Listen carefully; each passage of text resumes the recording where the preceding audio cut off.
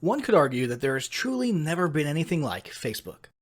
The undeniable king of social networks took the web by storm several years ago and has since become a household name. Almost everyone has a Facebook account, and about 3/4 of all US adults check it regularly. There is simply no other platform so consistently and universally used all around the globe.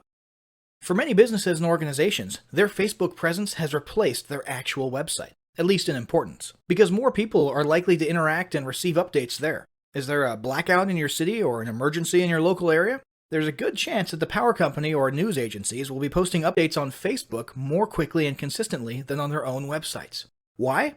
Because that's where everybody is, and you need to be where your audience is. Facebook has done an excellent job of developing an environment where people stay inside the platform. Although links to the outside are easy to create, it's now just as easy and perhaps more beneficial to keep things inside Facebook. For example, until a couple years ago, most people who wanted to share videos did so by linking to a YouTube video. Today, however, Facebook has made it both quick and easy to upload videos within the platform, and has even made it the best option by allowing Facebook videos to autoplay as people are scrolling through their news feeds, making this option the most beneficial for people doing the sharing and the most pleasing for those doing the consuming. And that's just one example of the things Facebook has done over the last couple years to keep people and businesses inside the platform. The result? After years of this sort of structuring and positioning, Facebook users now actually feel more comfortable when they remain inside Facebook. People trust and feel safe with the Facebook interface, the color scheme, and the overall look and feel, and prefer to consume content inside of it. Hence the enormous success of Facebook native advertising. The point is, if you want to market your business or brand in the place where your audience spends most of their time, and in a context in which they feel most comfortable, and by the way, you do, then you need to be marketing on Facebook. To fully get the point across here, let's look at some more statistics that'll give you a fuller appreciation of Facebook's size, reach, and importance. Almost 40% of the entire world's online population is on Facebook.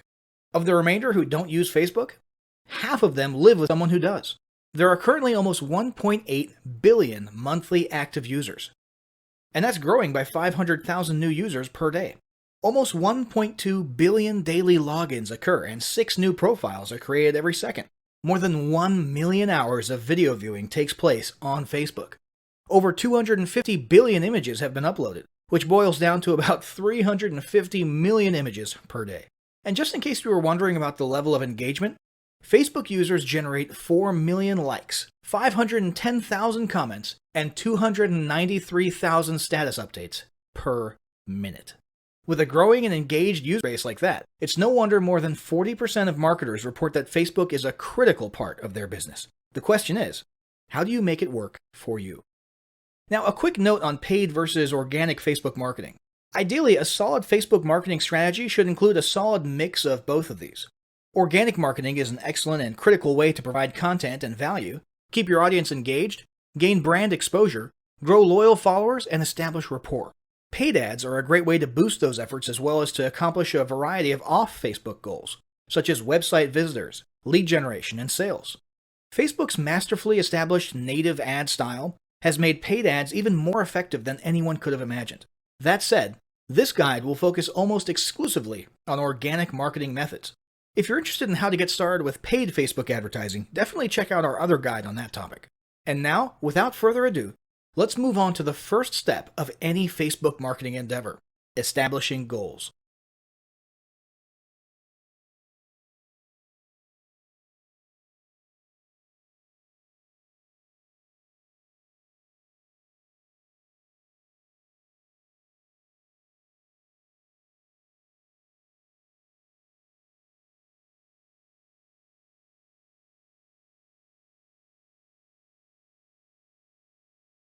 Establishing marketing goals is critical to the success of your Facebook marketing.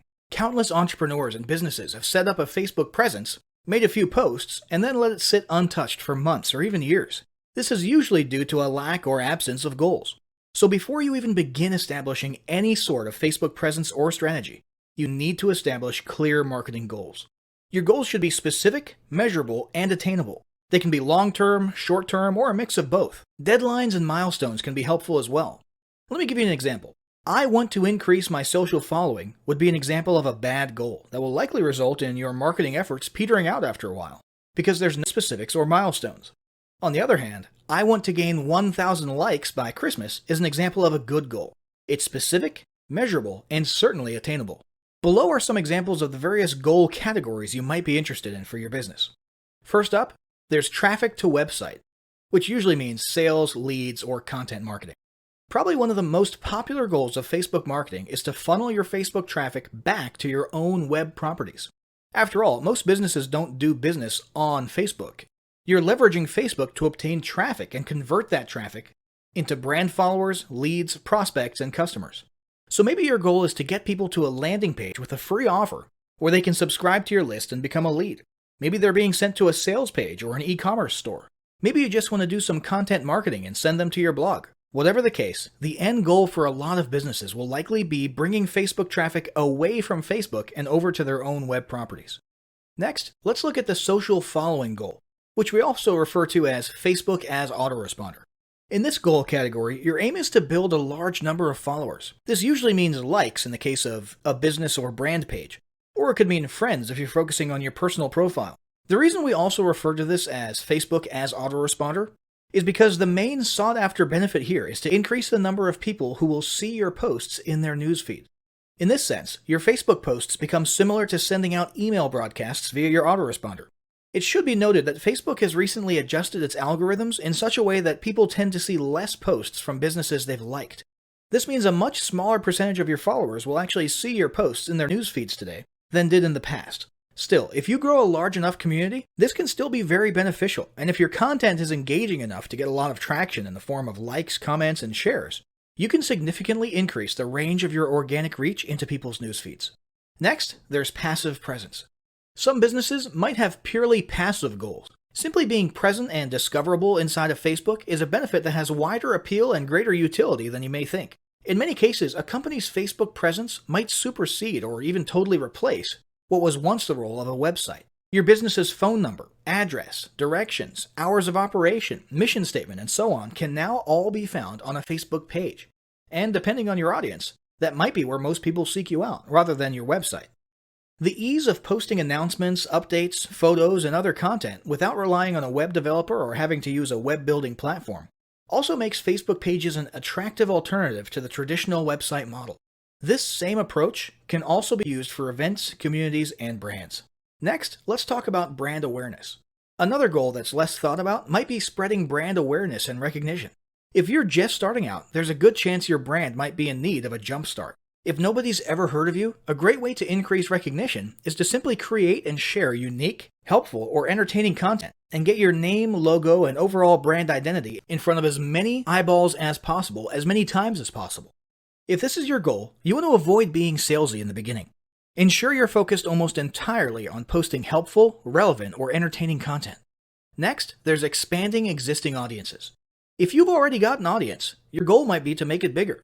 This can be done via several social marketing methods. Sharing viral content, either curated or created yourself, can lead to a huge increase in your Facebook audience. Recently, a restaurant in Southern California released a 60-second video with shots of people enjoying their signature menu item, an enormous T-bone steak topped with melted cheese, and it went viral in one day. They had already garnered a respectable audience prior to the video, but after the video, their Facebook audience and engagement skyrocketed, and so did their foot traffic. Although creating your own viral content like that can be great, if you don't have the time or the means to do so, you can simply leverage existing content that's already proven itself to be viral by curating or resharing it with your own comments or angle added to it. Also, a few humorous images and memes can't hurt either. Other ways to expand existing audiences can include contests, sweepstakes, and gamification. Assuming your offers and prizes are compelling enough, incentivized sharing can be very effective. Just ensure your methods are permitted by Facebook's terms of service. After that, there's enhancing or repairing public relations.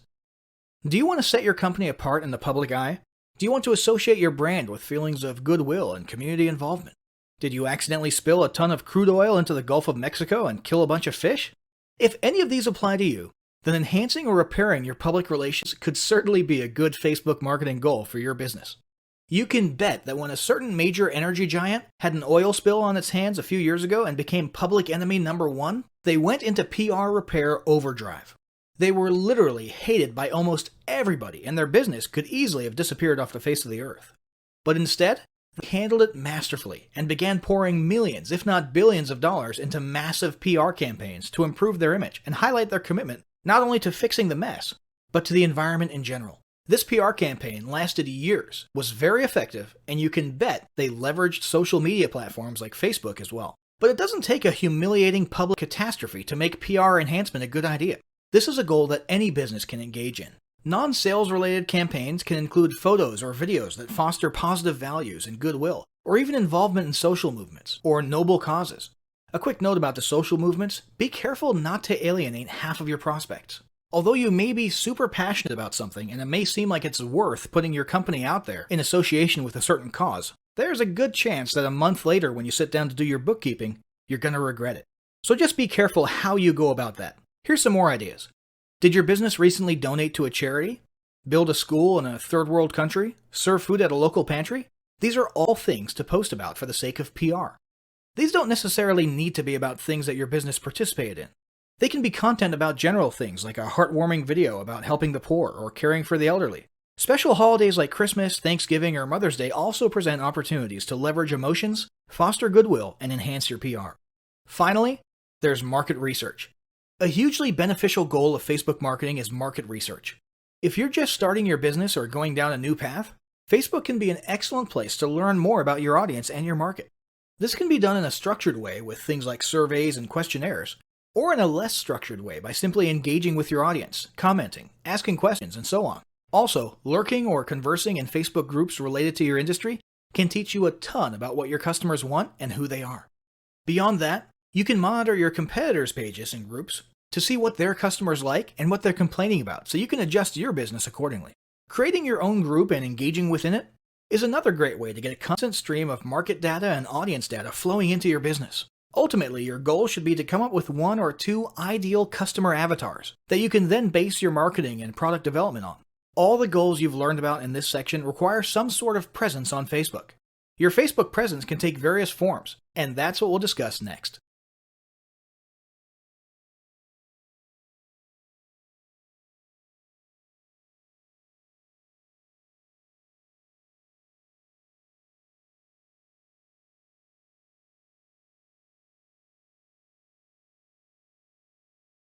In order to reach your audience, gain followers, conduct market research, or accomplish any goals at all, you'll need to establish a presence on Facebook. What sort of presence you create will depend largely on what you hope to accomplish, but the most common first step is usually to create a page, often called fan pages.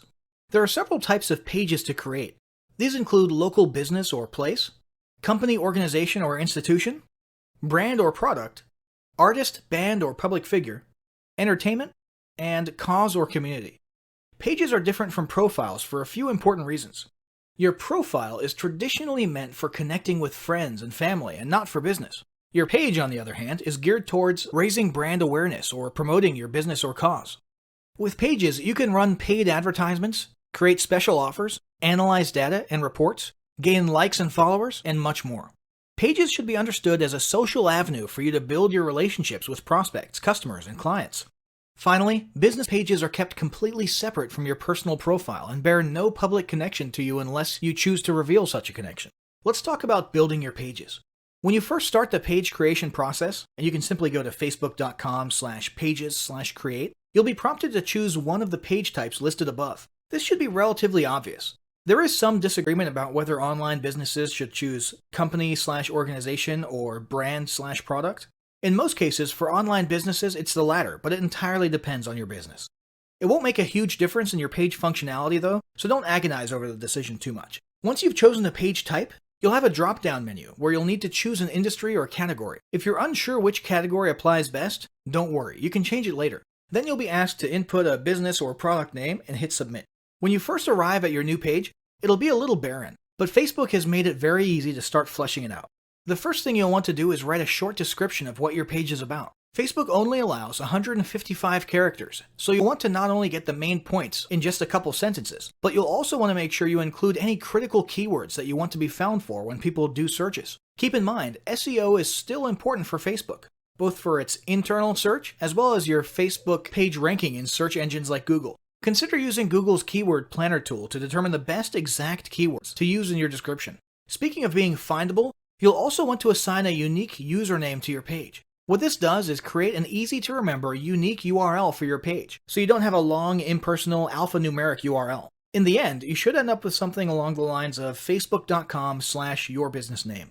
But this will be subject to availability, and you may have to use something slightly different from your actual business name if it's already taken. For example, if facebook.com/Tom's Tomato Shack is already taken, you might have to stick a number 2 at the end of it, or settle for Tom's Tomatoes or something. Don't worry about this too much. It's not like you're choosing an important domain name or trademark. It's purely meant to make it slightly easier for you to put your page URL on a business card, or to make links for your page look more friendly. Next, you'll want to add your website. From the options on the right-hand side of your page, click Add a Website and enter your main website address, or depending on your goal, a specific landing page URL. After that, it's a good idea to add a second admin to your page. Even if you're the sole owner and employee of your business, you should still do it. This way, if your page or profile gets hacked, and that does happen, or if you get locked out of your profile for any reason at all, you'll at least have someone else who can try to access the page and do what needs to be done. This is a security precaution, so it doesn't matter who it is, and they don't literally need to ever be an actual admin. Heck, this could be your grandma if you want. After that, you'll want to like your own page, so you'll now be following it via your personal profile, and you'll want to make sure you turn on notifications. Now you'll want to start visually completing your page. First, you'll want to add a square profile image. This can be an image of you or your logo, or whatever you want people to see associated with your brand. In addition to being visible on your page, this will also be the avatar image that accompanies your comments and activity on Facebook when you're posting or commenting as your business. Once that's done, you'll want to add a horizontal cover image. If you don't have a horizontal image to use for your cover, you can either create one yourself via a tool like Canva, or you can pay someone on Fiverr to make it for you. Next, go to Edit Your Page Info to adjust your page details. Here you can add categories, descriptions, contact info, location, legal disclaimers, and so on. Then, go to See All Information and see if there's anything else you want to add, such as awards, privacy policy, and so on. Finally, you'll want to add a call to action button to the top of your page. This CTA button can be for booking services, contacting you, purchasing or shopping, downloading something, or even a generic Learn More.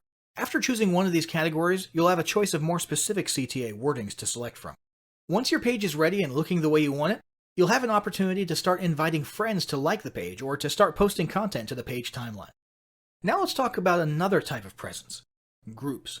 One option for establishing a presence on Facebook is to create a group. A Facebook group can be either public or private. These groups can be an excellent way to interact with your audience, share content, encourage them to interact with each other, and even start building a tribe mentality among your followers. Although groups can eventually take on a life of their own once you've got enough members in there, conversing, posting, and answering and asking questions, early on it'll be important for you to have a content posting routine to keep things fresh and moving. It may also be a good idea to appoint a moderator/admin to handle things on the inside. Be prepared. Groups can easily turn into a second customer support channel, and can also be a place where people think it's okay to dump their complaints or criticisms of your brand. Be sure to keep an eye on things in there. Try to foster a positive vibes environment, and have yourself or moderators on hand to delete or censor any comments that might harm your brand, and make it clear to members whether or not it's okay to handle customer service issues inside the group. And for the record, it's totally up to you, and in fact, handling customer service in groups publicly is becoming a bit of a trend lately. There's plenty of pros and cons to that, we're not going to get into it here. If you choose to make your group a no customer support zone, just ensure you get that message across kindly and gently, and use patience when reminding individual members about it. Remember, your whole tribe can see you here, and they will judge you on how you treat members. Let's talk about creating a group. To create a group, go to your Groups page and click the green Create Group button. You'll first need to name your group. This can be your business name or a spin-off of your business name. For example, if your group is centered around providing special training or advice on using a product, you might call it Your Product Name plus the word Masters, Experts, or Ninjas at the end of it. Each group needs to start out with at least one member. So you can either add several members right there from the beginning, or you can just add yourself for the time being and move on. The final selection is your group's privacy status: closed, public, or secret. Secret means it's not even searchable or discoverable. You can change this setting later, so don't worry about it too much right now. After you hit submit, you'll need to choose an icon for your group. Just pick whatever seems most relevant. Once your group is created, you can start fleshing it out by adding a cover photo and description. The same guidance for business page descriptions above applies here more or less. Keep it short, clear, and include important keywords. As for the cover photo, make it horizontal and consider using Canva to create your image or hiring someone on Fiverr to make a nice image. Finally, there's the personal profile. It's true that Facebook has terms that prohibit using your personal profile for explicit business purposes. However, that does not prevent you from leveraging your personal profile in exactly the way social profiles were meant to be used: networking. Make it clear what it is you do and what services you provide. Make yourself findable via search. Join relevant groups. Contribute to discussions. Introduce yourself and rub elbows as much as possible. In this sense, your personal profile can be an incredible resource for marketing and potentially even more powerful than your business page. So, once you've established the sort of presence you've determined you need, you'll want to start posting content. After all, that's what this whole endeavor has been about, and it's what we'll cover in the next chapter.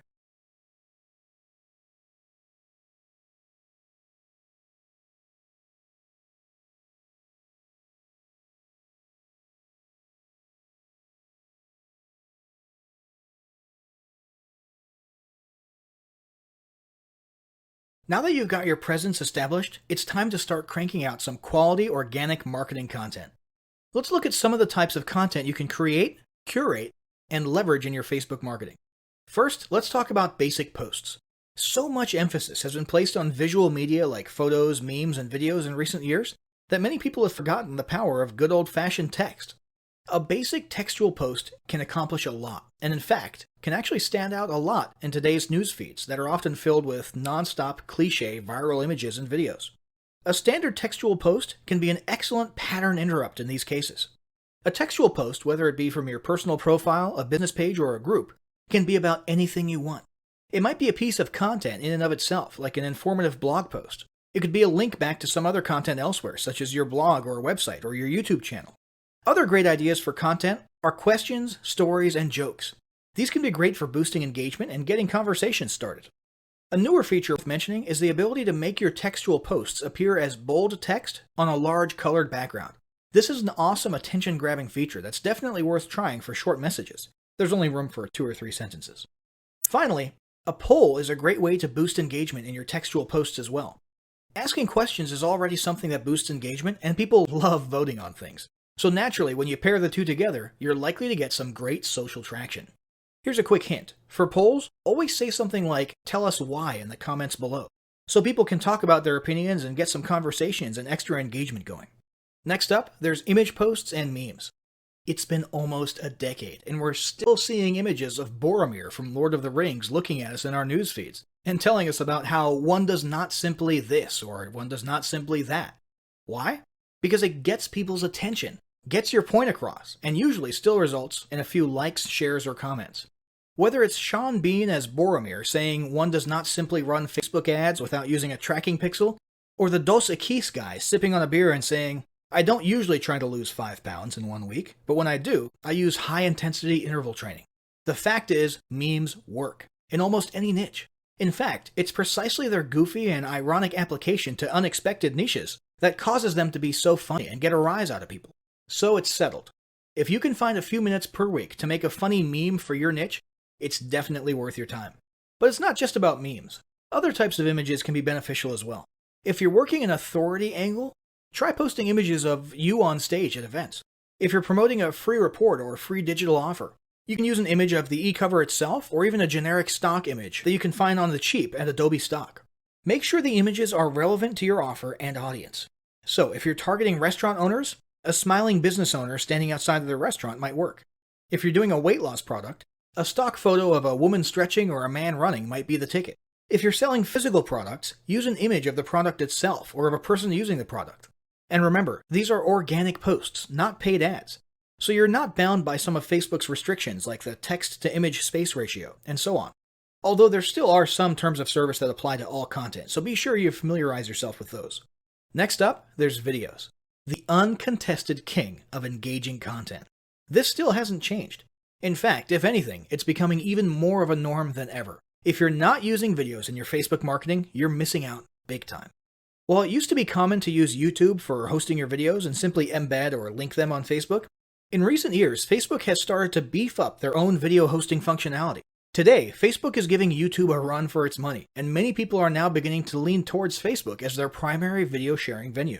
This is beneficial not only to Facebook, but also to marketers because Facebook has made its videos super engaging by making them autoplay with no sound while people are scrolling or swiping past them in their news feeds. This results in a ton of views and engagement. So, video content is a must. But what types of video content should you be incorporating into your marketing? There are several options. There's regular vlogs, talking head videos, selfie videos, screen capture videos, instructions, tutorials, tips and tricks, funny videos, motivational videos, animated explainer videos, short advertisement videos, inspirational videos, slideshow videos. The list goes on and on. Any way you're able to convey content or messages via videos is great. More recently, Facebook has introduced live streaming videos. You can literally host a live video feed or show and even invite others on for split-screen interviews and discussions from just about any device. All of these innovations in Facebook video sharing are helping to propel Facebook further into the video marketing spotlight, and it's not a trend you want to miss out on. Now let's talk about curated and repurposed content. Not all content needs to be created by you or your team from scratch. One very popular form of content marketing is content curation. This means finding existing content from someone else and simply resharing it yourself. This can be done simply by using the share button on Facebook to share other interesting or entertaining posts and add your own comment or commentary. Another way to curate content is to manually republish it. This can mean copying excerpts from someone else's blog, a news article, or a book, and so on. Just ensure you always attribute it to the author. For example, here's some great tips from the folks at such and such blog. And try to always put your own comments at the beginning or end and ask your audience what their thoughts are. This is a mutually beneficial form of content marketing because you're spreading the exposure of the other entity's brand, which they'll appreciate, while also posting content with almost no work required on your part. Another option for quick content publishing is to repurpose your existing content. Do you have ebooks, reports, or guides of your own? Why not take a chapter from one of your ebooks, tweak it at the beginning and the end, and publish it on Facebook? Heck, you could turn an ebook or report into a whole series of Facebook posts covering a whole week. Have a blog on your website with interesting articles and posts? Why not post a teaser or excerpt from each blog post, old or new, and a link to the post in question? Same goes for videos, podcasts, interviews, and so on. If you've been online long enough, there's a good chance you'll be able to repurpose a lot of your old content into Facebook posts. Now let's talk about boosting content. Although this guide is about organic content and not paid ads, it's worth mentioning that you can pay to give your organic content a little kickstart and increase the reach and exposure of it. You can do this by choosing any organic post of yours and clicking the Boost Post button. This will open a new screen where you essentially turn your post into a paid ad for a limited amount of time. You can set a budget, choose an audience, and many of the other settings you'd usually apply to creating a paid ad. This will get your post in front of many eyes that otherwise would not have seen it in their news feeds. Be advised, when you use this method, your post technically becomes a Facebook ad and will then be subject to Facebook ad guidelines that most organic content is not subject to. So if you have an image in your Facebook post and the image is almost completely text or has a very large text to image ratio, there's a pretty good chance it's not going to be a good fit as a boosted post. Now let's talk about content planning. Planning out your Facebook marketing strategy is super important. The last thing you want is for your Facebook presence to turn into one of those where you set up a page, post a few things, and then becomes lifeless for months at a time. This happens a lot. When people see this, you instantly lose credibility. And that's why it's important for your team to have a robust content posting schedule and strategy. Ideally, you should be posting something almost every day at least. However, this need not always be content designed from scratch. Instead, you can set aside 2 days of the week that are for original, created from scratch posts or videos, while all the other days in between only require a reshared post from elsewhere or a quick meme or image. Set aside another day of each week for a video post and maybe another day for a community poll. If you have a regularly updated blog or YouTube channel, you can also simply add a new step to your blog posting or YouTube uploading workflow, in which after each post or upload, a link to the new content should be shared and teased on Facebook. There are a number of ways to easily incorporate daily Facebook posting into your weekly routine. It would also be a good idea to establish a daily or at least weekly routine for you or a team member to go through all your posts and reply or interact with your audience if they commented or asked questions. Finally, let's talk about tools, services, and help. Maintaining a regular and active Facebook presence can be a little difficult if your business is already busy as it is. If it becomes too overwhelming, there are several options for lightening the load, or at least making it easier to manage. First off, there's tools like Hootsuite and OnlyWire that make social media posting, scheduling, and planning much easier. If you'd like to have your content created for you, there are a handful of paid third-party services out there that will literally create and post content for you on a daily basis. $99 Social would be one example of this. You'd simply fill out a profile of what type of content you want and what industry or niche you're in, and let them take care of the rest. Finally, it might be worth it to hire a new team member specifically to handle your social media marketing, or delegate the responsibility to an existing team member who has time available to do it. This individual would be in charge of posting, commenting, replying, moderating, and so on. So, Facebook marketing is clearly an incredibly valuable and arguably critical part of any online business today. As you've learned in this guide, it can be a lot easier to establish a Facebook marketing strategy and routine than you may have previously thought. But none of it will count for anything if you don't start applying what you've learned right away. To that end, start implementing the steps of the following battle plan today. Step 1. Establish your marketing goals. Step 2. Determine what type of presence best fits your goals and create it right away. Step 3. Draft up a plan with your team for daily content posting and delegate the responsibility to one person. Alternatively, if you're a lone wolf, consider using the above-mentioned tools or services to lighten the load.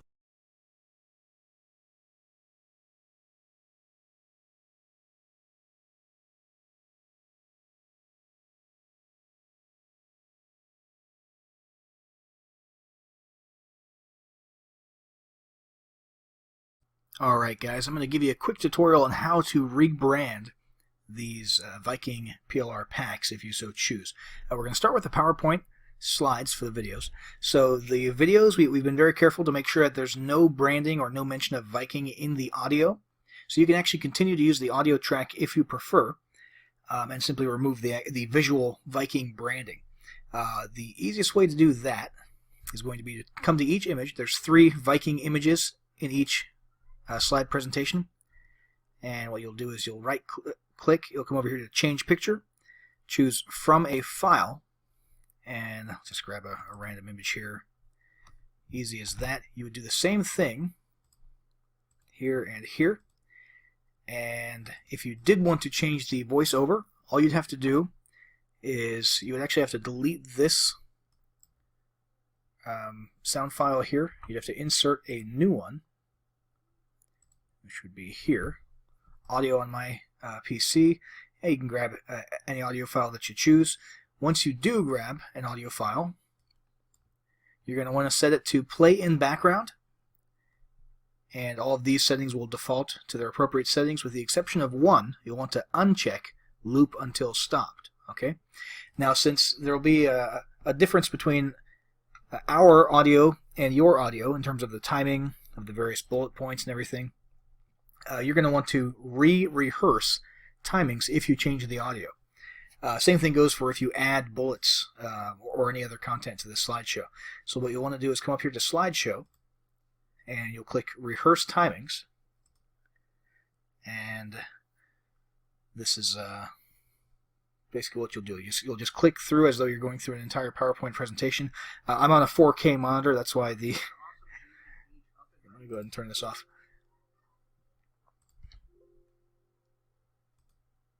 Yeah, sorry. So I was on a 4K monitor, so that's why it looked all zoomed in there. But basically, you would just proceed as though you were doing any other PowerPoint presentation and clicking at the right times in synchronization with your audio. And once you've done that, at the end there, when it says, do you want to save the timings, you hit yes. And from that point forward, when it renders a video, everything will be in sync. Okay, so we've covered how to change the images, remove all the Viking branding, how to change the audio. The last thing left to do in order to make these into a video would be to come over to File, and you're just going to come to Export, Create Video. Make sure this is set to use recorded timings and narrations. Those are the ones that you just set up. It should be set that way by default, and to choose your presentation quality. There's no reason not to do full HD these days. And create video, and that'll render, over the course of a few minutes, an MP4 video file of this presentation. And let's see if I missed anything here. Nope, I think that's about it for the PowerPoint slides. Let's move over to the the Viking bonus creation Word documents. So what I'm about to say applies to the reports as well as to the full ebooks. And really, it's actually very similar to PowerPoint, except for one thing I'll mention at the beginning is this background. It's here for stylistic reasons. It looks kind of cool and slick, but I understand a lot of people might not like that. So what you'll want to do, when you first open the document, everything will look kind of gray and hazy here.